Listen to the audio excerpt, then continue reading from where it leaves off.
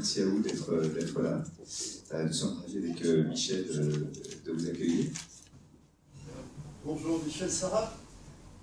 Je suis dans la position à la fois gratifiante et en même temps méritée de témoigner pour illustrer ce que Arnaud va nous présenter.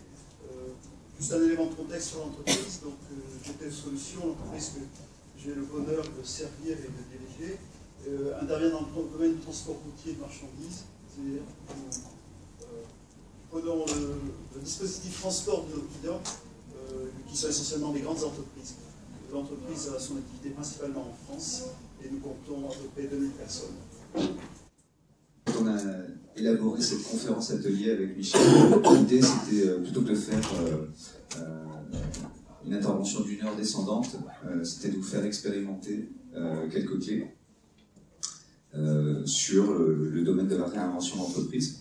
Donc, pour les derniers qui sont arrivés, j'espère que vous avez pu vous connecter sur l'adresse bicast.live, puisque l'idée c'est qu'on va mettre un petit peu d'interactif. On vous propose aussi de démarrer cet atelier simplement en expérimentant une des clés, c'est d'être présent à soi, d'être connecté avec soi lorsqu'on est en intelligence collective.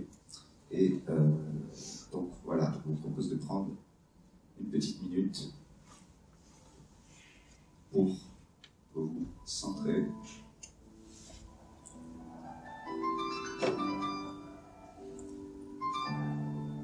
Donc je vous invite à peut-être fermer les yeux, sentir le dossier de votre chaise. Bien, on va vous proposer en 4 temps notre intervention. D'abord le pourquoi nous réinventer notre intervention, donc réinventons notre entreprise, quels essentiels, nous réinventer pourquoi. Deuxième étape, les premiers pas pour inspirer et engager. Troisième partie, co-construire, puisque c'est bien de démarrer et il faut durer. Et la quatrième partie, se laisser transformer par la transformation. Voilà, alors nous réinventer pourquoi. Aujourd'hui, toutes nos organisations ont en quête d'offrir une expérience incomparable à leurs clients, en quête de développer l'engagement. Si on en croit l'étude Gallup, seuls 10% des collaborateurs seraient engagés. Et on veut aussi attirer les talents, puisque j'interviens dans un certain nombre d'écoles, à Dauphine, Télécom, aux arts et métiers, et nos jeunes talents, ils ont du mal à aller en entreprise. Donc comment entrer dans des entreprises qui vont nous laisser la place d'innover, où on ne va pas nous dire mais tout est siloté, les process nous empêchent d'innover. Il faut également qu'on gère la responsabilité sociétale de l'entreprise, la raison d'être, le pourquoi on est là. Donc, toutes ces entreprises que nous citent Frédéric Laloux, Isaac Gates, Finette Nayar, dernièrement Michel Sarrat, on va prendre notre entreprise. Toutes ces entreprises, elles ont un point commun, c'est qu'elles sont passées en fait d'un modèle assez hiérarchique, siloté, vers un modèle qui est plus ouvert sur la relation, sur un fonctionnement de communauté en réseau, où les gens peuvent s'auto-organiser pour innover et faire différemment. Il ne s'agit plus de diriger la transformation, il s'agit de l'animer. Quel est le contexte? Là, on s'est placé côté entreprise. Quel est le contexte côté salarié? Côté salarié, aujourd'hui, j'en parlais avec attirer les jeunes talents dans les écoles. Aujourd'hui, le premier critère de réussite professionnelle, c'est devenu que ma vie pro me permette d'avoir un équilibre avec ma vie perso. Et ça devant la reconnaissance qui existe, qui est depuis des années devant la rémunération.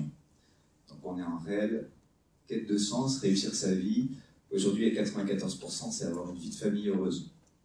Voilà, donc il faut oublier, en tant qu'entreprise ou employeur, se dire « j'ai demandé à mes gars de se défoncer le soir, le week-end ».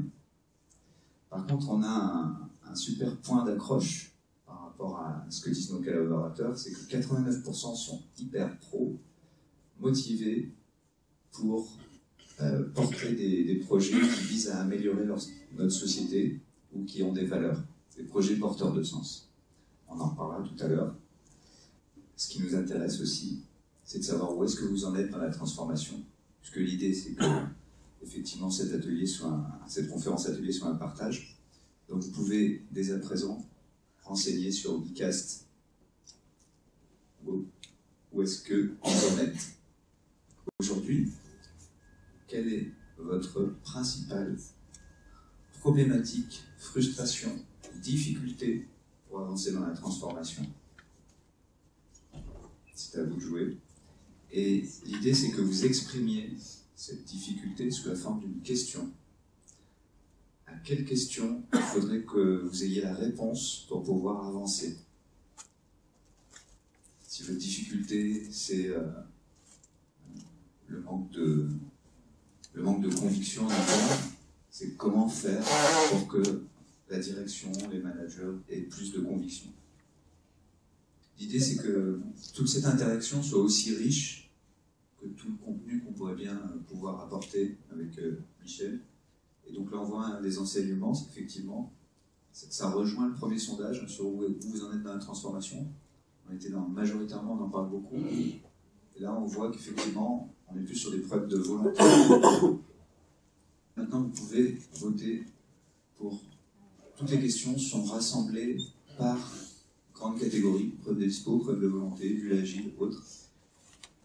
C'est à vous d'élire en fait la question qui est la plus importante à résoudre. Allez, on a 7 personnes qui ont voté, vous pouvez faire mieux. Allez-y. Voilà, 10 personnes. Ça s'emballe là. Ah, de cadence infernale. Donc ce principe de forum ouvert, en fait, c'est un des outils clés que vous pouvez utiliser pour démarrer votre transformation, pour faire avancer votre transformation. On peut même s'en servir pour piloter cette transformation. Qu'est-ce qu'on est en train de faire? C'est qu'en fait, on est en train de montrer que ceux qui ont la main, c'est les collaborateurs, et c'est tous ceux qui sont engagés qui vont vouloir participer. C'est eux qui sont au plus près des réalités du terrain, de l'opérationnel dans l'organisation. C'est eux qui voient quelles sont les principales problématiques et à quelles questions il faut répondre pour avancer. Ce forum ouvert, en fait, j'aime beaucoup cet outil, puisqu'on est très très pressé par les temps qui courent. Et cet outil, le gros bénéfice, c'est que c'est un outil 5 en 1. Donc on est toujours dans cette question, comment on peut se réinventer sans en avoir le temps. Et lui, il nous fait gagner du temps. Génial. Il prend, il permet d'élire les sujets les plus importants. Il va permettre de lâcher prise des autres sujets. C'est-à-dire qu'on a certaines personnes qui ont une question, qui disent « Ah oui, mais de toute façon, ça ne va pas, il faudrait faire ci, il faudrait faire ça, etc. » et qui sont là et qui n'arrêtent pas de ressasser. Et bien, le fait qu'on fasse un forum ouvert et qu'ils s'aperçoivent qu'ils n'ont que 2 votes sur leur sujet, alors qu'il y a d'autres questions qui ont 15 votes, ça leur permet de tout de suite calmer leur ardeur. C'est un sujet qui permet, c'est un outil qui permet la co-construction pour avancer, puisque en fait, là, on co-construit les principales étapes, les principaux sujets sur lesquels il faut qu'on avance, les questions auxquelles il faut qu'on réponde dans l'ordre. Et on peut le refaire à chaque moment de la transformation. Et si on avait plus de temps, on avait prévu de dérouler sur 1h30, on aurait fait le forum ouvert en complet, et donc vous auriez à 5-6 personnes, en petits groupes auto-organisés, pris la question qui a le plus de sens, et vous auriez réfléchi pour répondre à cette question. Et donc du coup, le fait de réfléchir pour résoudre les problèmes que vous avez posés, vous mesurez l'ampleur de la tâche, et on quitte le traditionnel geste, chef, qu'est-ce qu'on fait? La direction, qu'est-ce qu'il faut faire pour avancer? Et on passe vraiment dans l'expérimentation de l'auto-organisation et de l'intelligence collective. Voilà, donc super outil qui nous permet aussi d'avoir un peu de parler vrai. Après XX plan d'action, ça c'est du vécu, hein. Après XX plan d'action, XX séminaire, XX réunion, comment être sûr que celui-là sera suivi des faits? Boum. C'est-à-dire qu'en fait, on arrive dans la transfo et on voit bien que les gens n'y croient pas du tout. C'est-à-dire que c'est bien là, tous ces ateliers, etc. Mais voilà, la première étape, c'est déjà comment vous pouvez nous garantir que tout ce qu'on fait, le temps qu'on est en train de perdre en atelier, le temps qu'on investit notre bonne volonté, ça ne va pas servir à rien. Un autre outil que j'aime beaucoup, qui est très utile après le déjeuner, puisque tous les ateliers après le déjeuner, les réunions, effectivement c'est compliqué. Donc ça permet de libérer le rire, c'est le dessin, et on peut poser des questions sur... ça permet de dire des choses qu'on n'oserait pas avec les mots. Donc simplement une question, comment nos clients nous perçoivent-ils? Et ça permet d'aligner tout le monde. On voit à côté qu'effectivement à gauche, on a quelques petits soucis de lisibilité sur notre organisation, les bénéfices qu'on apporte, et à droite, il semble qu'on ait un petit problème de posture vis-à-vis du client. Alors, on va passer à la troisième partie, sur le co-construire en fait le moteur. Qu'est-ce qui va nous permettre de faire durer la transformation?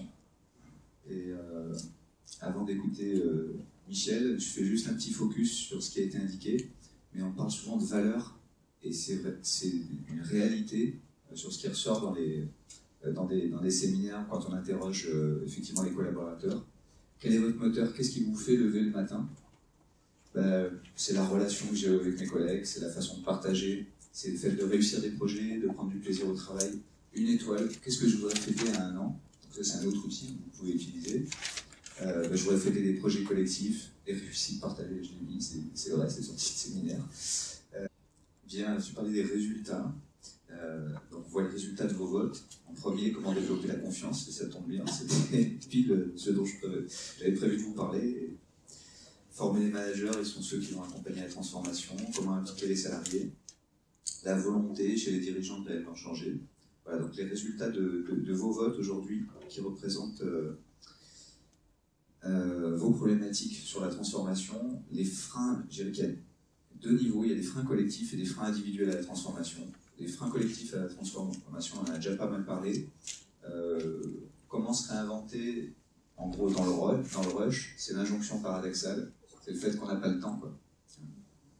Donc on est dans un modèle, souvent dans nos organisations, de croissance, compétitivité, pilotage par les chiffres, et donc en fait il faudrait prouver que notre transfo est rentable. Ça c'est le premier biais, c'est compliqué, parce que le moment de se transformer dans l'urgence, ça ne fonctionne pas. Dans l'histoire de la créativité, le Léonard de Vinci, la Renaissance, les siècles des Lumières, sont tous des gens qui ont innové, inventé, mais ils n'avaient pas besoin de croûter. Leur salaire n'était pas menacé. Ça, c'est le premier biais, et qui affecte énormément la confiance. Parce que du coup, si on se dit, est-ce que vous pouvez vous réinventer, mais le soir, ou entre midi et 2, on se dit, mais quelle est la volonté derrière, quoi? Est-ce que ça va être suivi, tout ce qu'on fait, quoi? À l'autre extrême, quand on a déjà bien avancé, qu'on a des projets, c'est comment garder la foi et l'énergie sur la durée. Le problème de la transfo, c'est qu'il n'y a pas d'indicateur, justement. On change de modèle, donc on n'a plus un indicateur. On ne peut pas dire je suis à 25% de transfo, je suis à 65%. Voilà, au niveau engagement, autonomie, je suis à combien? Donc ça, c'est des questions. Et effectivement, la notion de moteur, ça va beaucoup aider. Et comment réinstaurer la confiance, c'est le sujet du milieu et qui touche le plus d'organisations. Là, vous voyez en fait en haut à gauche un indicateur de confiance qui est en 6 mois est passé de 2 sur 10 à 5 sur 10. Mais ça paraît faible. Quelle est votre confiance sur la capacité de l'organisation à se réinventer?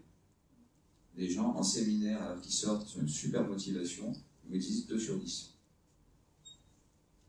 Voilà. Et 6 mois après, on est passé à 5 sur 10 parce qu'il y a eu des petits projets, parce qu'il y a eu des petites actions concrètes qui sont venues modifier des petites choses dans le quotidien, mais sans que ça soit déployé à l'échelle. Et je crois que c'est une erreur qu'on fait.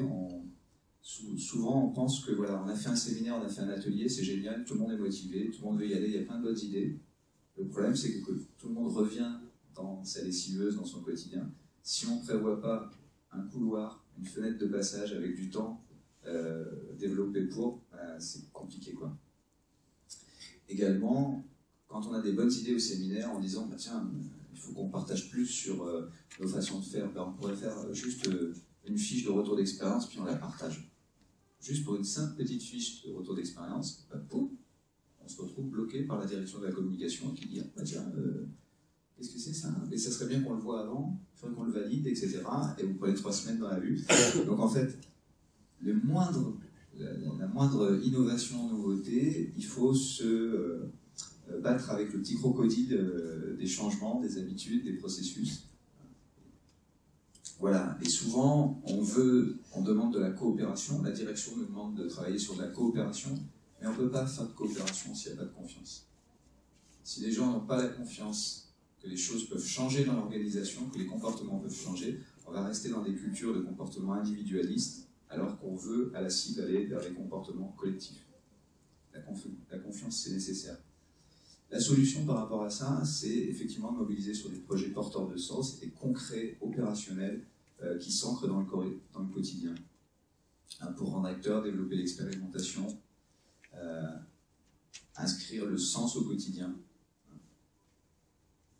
Voilà. Du coup, ça c'est les freins collectifs. Et on va passer maintenant à la partie qui gratte, qui risque de vous gratter, c'est les freins individuels.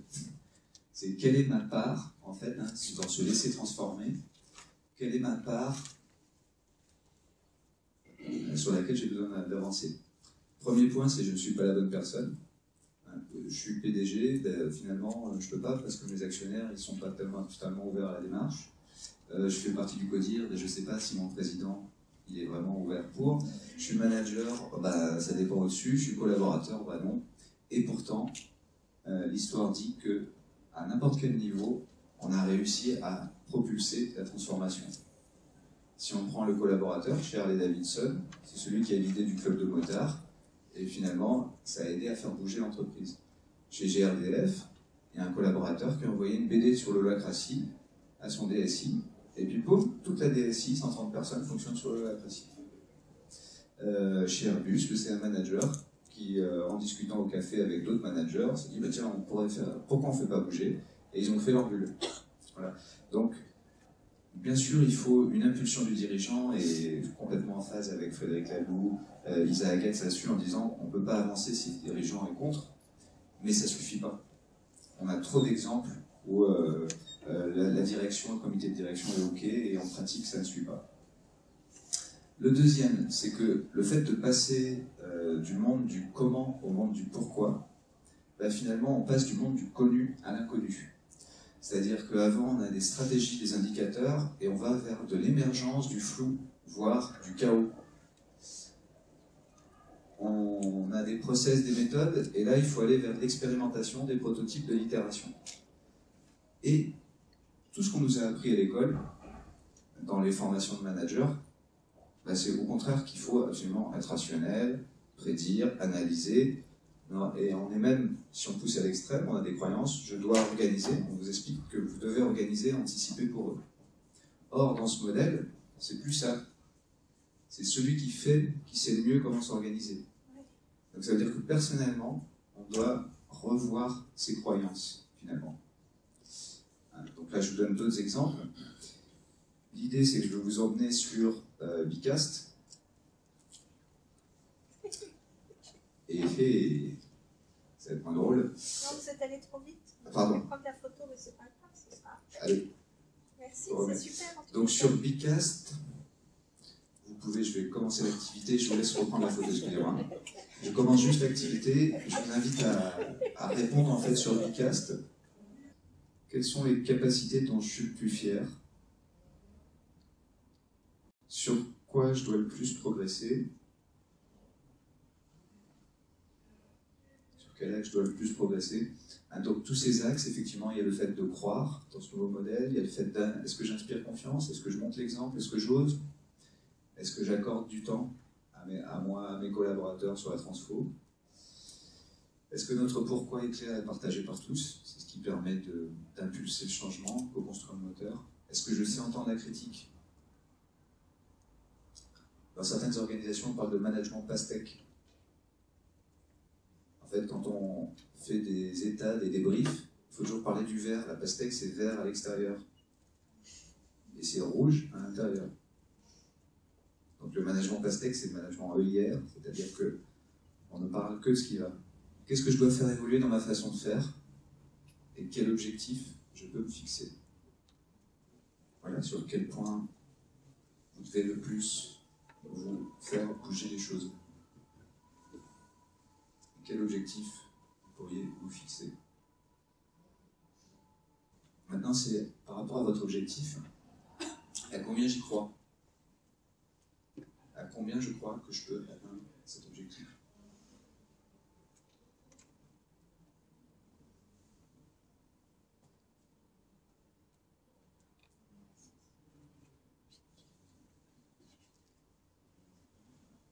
Voilà, vous notez de 1 à 6. La deuxième question, pourquoi est-ce que j'ai pas mis 6? C'est là où c'est rate. Sur quoi j'ai plus de doutes? Pourquoi? Et vous enchaînez 3 fois les pourquoi sur vos réponses précédentes. Voilà. On n'a pas ça, c'est du coaching. On n'a pas la prétention que tous vous le fassiez comme ça en 2-3 minutes. Hein. Débranchez le mental, spontanément, essayez de vous prêter à l'exercice. Vous pourrez reprendre tout ce protocole chez vous à tête reposée. Un exemple de croyance limitante, c'est parce que les clients ne peuvent pas attendre. Donc si j'ai parce que les clients ne peuvent pas attendre, effectivement, je n'arrive jamais à débrancher la prise. On peut poser des questions Et, pardon? On peut poser des questions autrement que sur le digital? Ah oui.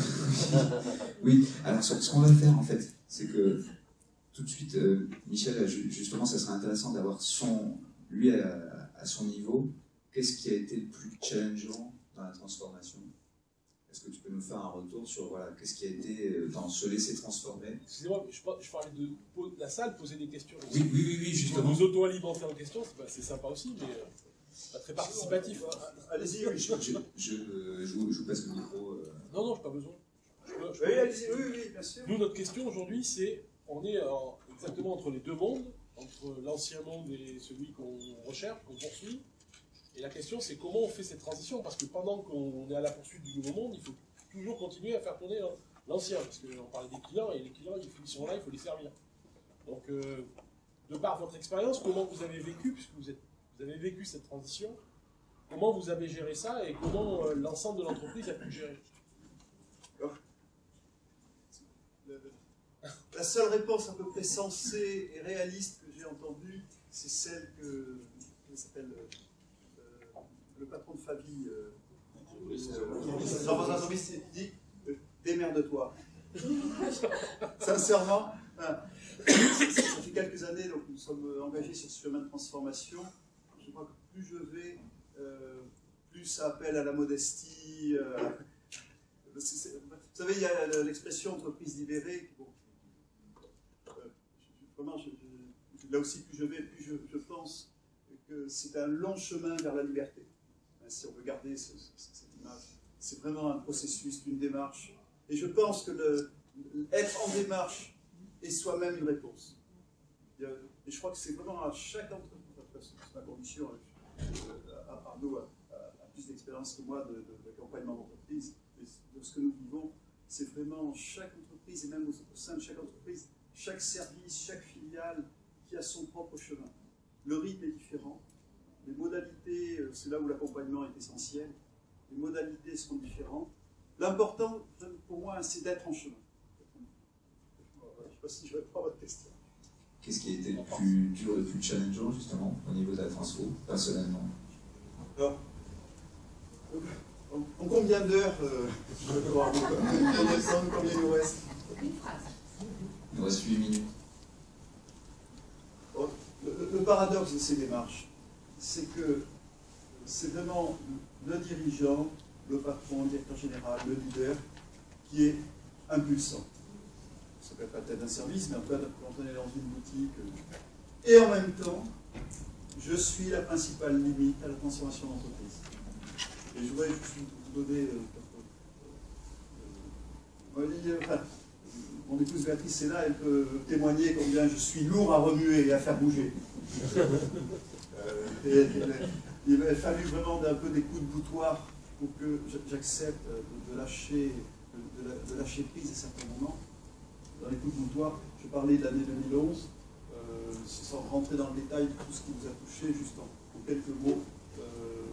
Un de nos directeurs de filiale vous a quitté épuisé, parce que épuisé par son boulot. 3 semaines après, un de ses collègues fait un infarctus grave.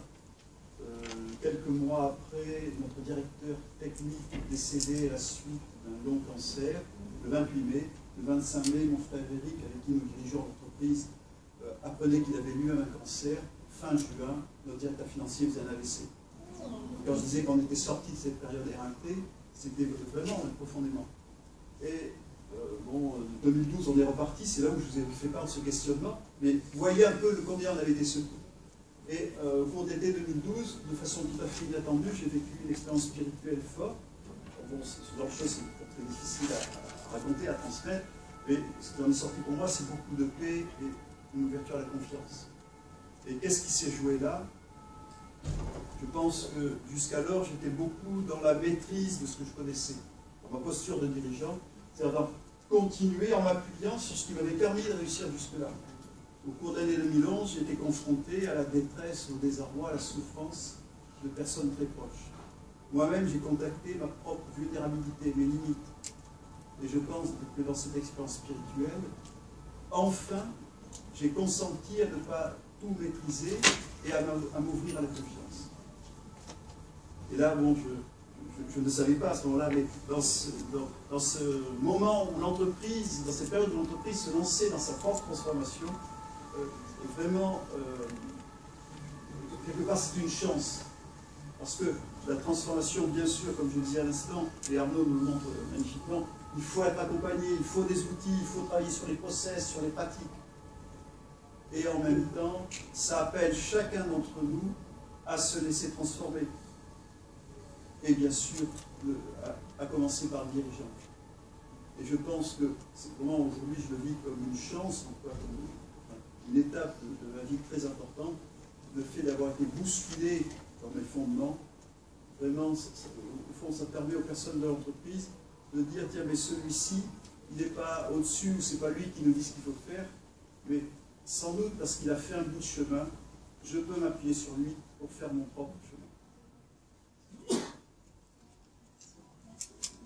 On peut enchaîner.